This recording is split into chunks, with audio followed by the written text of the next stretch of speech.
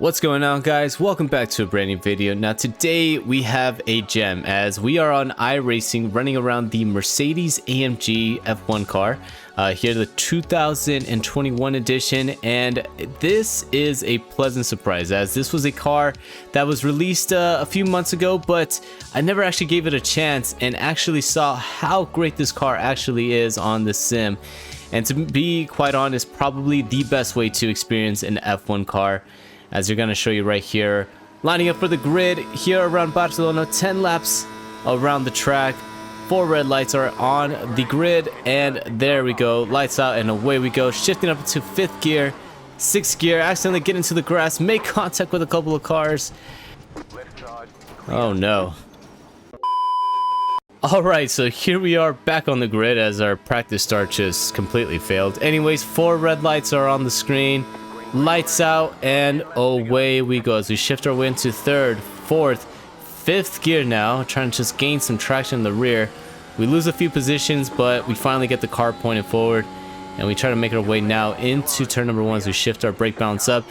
Into turn number 1, you see a couple of cars right ahead of us just absolutely get murdered heading into the corner as both of them decided to do somersaults, as highly don't recommend doing that with the F1 car, as both of them are now out of the race, and hopefully they're alright. But so we continue our way down now into turn number 4. We make a cheeky little overtake on 2 cars, shift onto the inside, head into turn number 5, brake as late as we can, and almost brake a bit too late as we lock up the front left tires. Smoke comes out, but luckily we didn't make contact with anybody, and I believe we're alright here with flat spotting, as the car felt alright into the 2nd sector. But fighting side by side with the orange car on the right hand side, decides to relinquish his spot as we now head into the hairpin for the first time.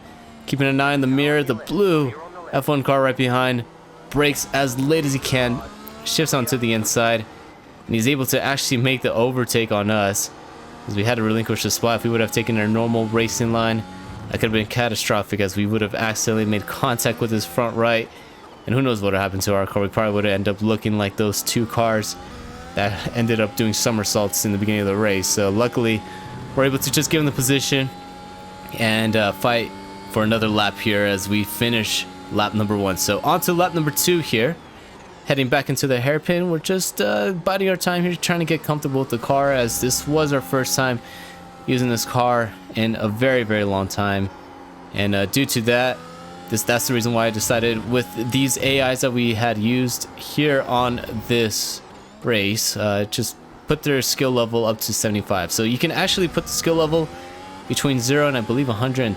probably a little bit more, but decided let's do 75%. I'm not too familiar with this car, although I am very familiar with iRacing and how the handling physics is. With this car, since it's just so new to me, so alien, I just didn't want to overdo it.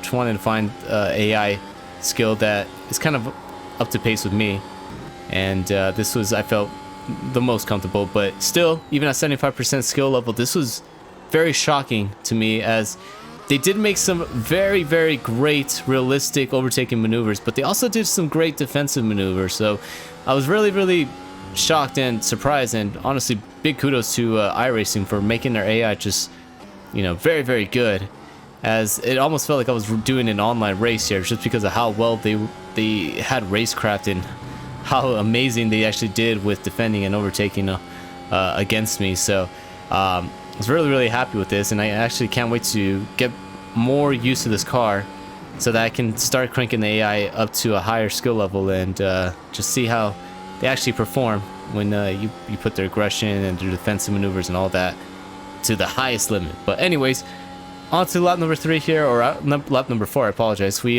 tried to look for an inside move onto the blue car right ahead of us, shift onto the inside, but unfortunately nothing really came across that, which would have been a bit too optimistic, going for the overtake into turn number 4. And unfortunately we just shift right behind, stay right behind him, and just try to harvest the battery here, as we do have it on attack here, but it might be a bit too late to try to go for an attacking move, as we now crank it back down to balance. So if you look underneath the gear, you can actually see what type of mode we're in. There's 3 modes that are given to us. We have attack, balance, and of course harvesting. So underneath that, in the yellow, those double-digit numbers, is the one that says 77 and 78. That is how much ERS battery we have left in the car. And right now we have enough for 10 laps here, so we're already halfway through the race, 70% above with our ERS range. So we're just harvesting it here, just keeping it a little bit balanced as we're just staying right behind the white car up ahead. And as we come out of the chicane, we're gonna crank it up to attack mode, use the DRS as well and the slipstream, and see if we can get around, if we can get a decent enough exit onto the straight. So here we are down the straight. We enable our DRS. As you can tell, the 4 green lights on the left hand side means that it's on. We shift into the slipstream, go onto the left hand side, get the overtake done, spot our braking point heading turn number 1, and there we go, up into P12.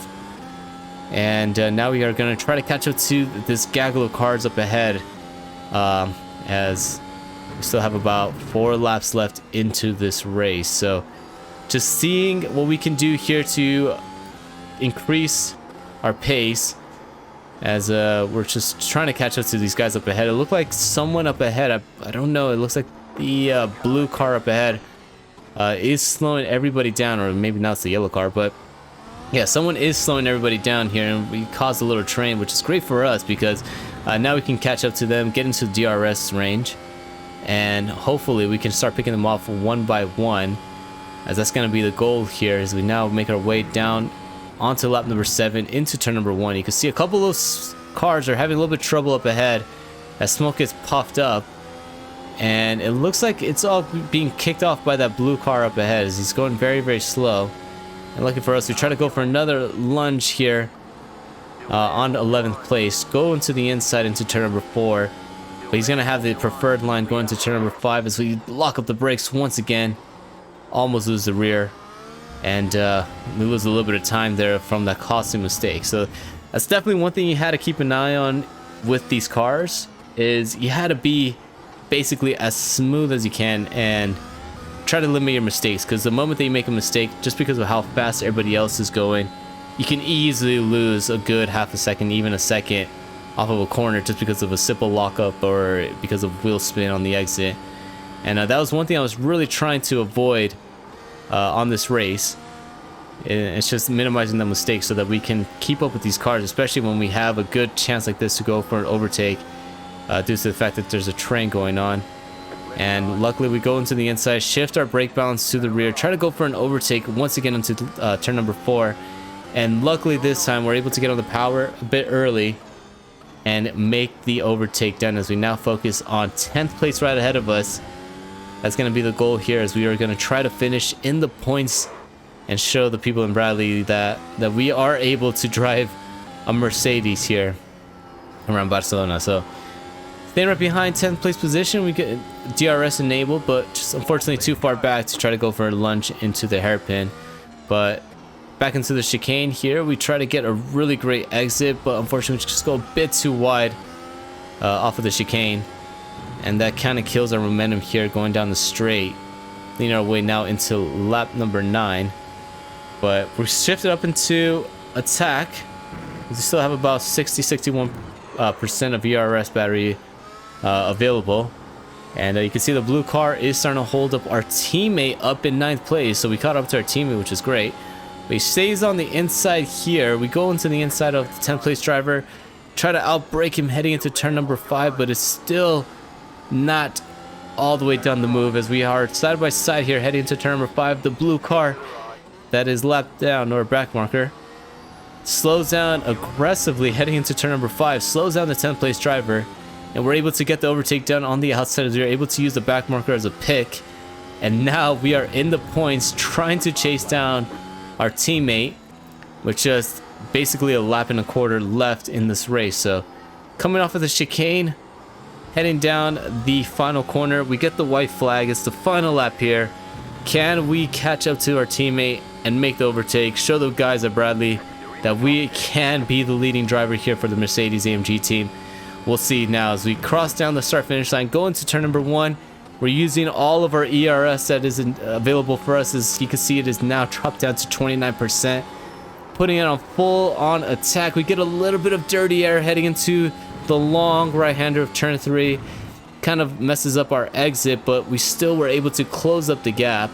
And we're now in slipstream range and DRS range once we head down the second sector and into that straight. Staying right behind the Mercedes here, we're still getting a little bit of that dirty air as we try to get as close as we can on some of these corners, but just unfortunately we're just getting a lot of understeer. But as long as we can stay next to him, we could possibly go for an overtake here on their hairpins. We get DRS enabled. He stays on the inside, defends his position heading into the hairpin. And as we try to go for the cutback, parks it on the apex. Nowhere for us to go. And as we have a few more corners left to try to get the move done, it's looking less and less likely we're going to be able to get that 9th place position. Going into the chicane for the final time. Trying to shape ourselves here for a good exit. Get on the power as rough as we can. Unfortunately, we just get a bit too much on the power. Lose the rear. Get into the dirt. And that is going to be a P10 as we shake the wheel in frustration. We cannot get around our teammate. And unfortunately, we do finish some points, but behind our teammate. And that's all she wrote here. So this was a very, very amazing experience in my opinion. This is probably one of the best ways to experience an F1 car. And I had a lot of fun. And I honestly can't wait to get more custom with this car because I kind of want to do a couple more of these races around other tracks that the F1 Carnival goes to. But anyways, hope you guys really enjoyed the video. If you guys did, feel free to smash that like button for the YouTube algorithm. Hit that red subscribe button down below if you want to catch more content. And if you guys really enjoyed the video, which I hope you guys did, I hope to catch you guys on the next one. Peace.